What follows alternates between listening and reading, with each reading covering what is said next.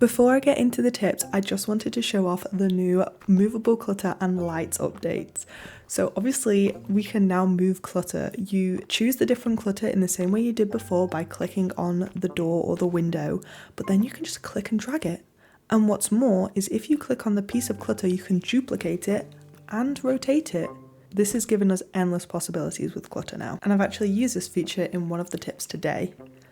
Another feature I have noticed, and I'm not sure if this is just for the festive period, but there are now wreaths and these little doorbell things. So that is a fun addition as well. And finally, we can now change the colour and intensity of lights, and they have removed the cap on the number of lights we can place.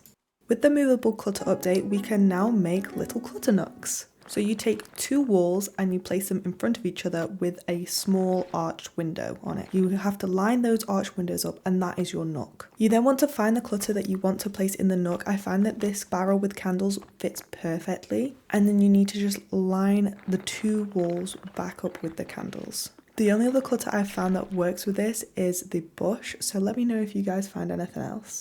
Here's how you make a simple well for your tiny Glade builds. You make a circular building whatever size and colour you want your well to be, and then you go in with the eraser tool for the walls and make it the smallest size possible, just to take a tiny little gap out of the wall. You then want to go back in with the palette tool and just make the top of the wall flat. I also like to add a different colour base to my wells because I think it just looks more realistic and sturdy. To make the arch that the bucket hangs from, you need to draw a fence across a path so it becomes an archway, and then drag your well onto that section and just do a little bit of adjusting until everything comes together. Because this is on a path, you will need to make a platform for the well to sit on, just to hide steps that get automatically placed. If you're getting any archway issues like I was having, you just need to make sure to drag them under the foundations. And there you have your well.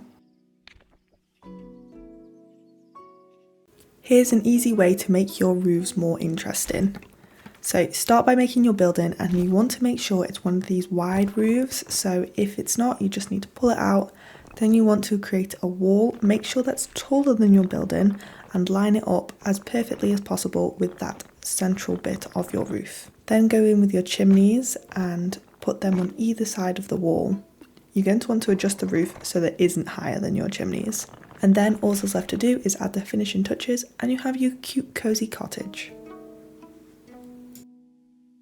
Here's a quick tip for making your walls in Tiny Glade a little bit more interesting. First, you need to use the palette tool to make sure that the platform you are building on is flat. Then you're going to build another building exactly the same size on top of that platform, drag it off to the side, and then use the eraser tool for the wall to turn it into a very straight wall.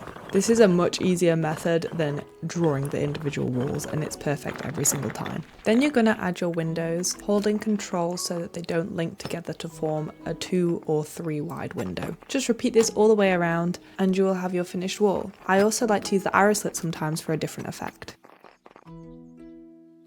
Here's how to make realistic columns in Tiny Glade so you can stop just using circular buildings. So you're going to want to use fences, and to make mine look like stone, I changed the colour of the fence to this white colour. You have to do that on a fence, you cannot do it on the archway. So you do this on the grass and either drag it onto your path or draw your path underneath it to turn it into the archway. You then want to create a second archway and create a cross. This is going to be the size of the column. So pick what size you want, change the height to whatever height you want your column to be. I'm just using a short one because it's easier, but I know that columns are a lot taller. And then you just want to keep adding to this until you have the full circle. And there you have it, your realistic column in Tiny Glade.